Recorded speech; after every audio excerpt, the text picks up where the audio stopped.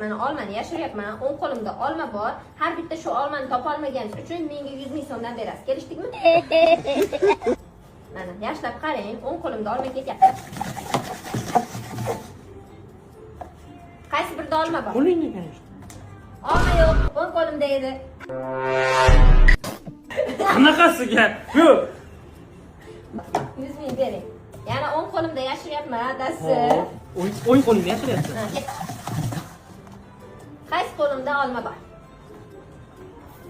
Chap qo'lingda ekan işte, chap qo'ling. O'ng qo'limda edi, topa olmadingiz. Gilos, nima qilyapsan sen? Nimadir qilay. Alloh menga yo'l ochyapti, adasi. To'xtatsa 200 ming beraman, sirni aytasan. Yo'q, men halol mehnat qilib topishni xohlayman.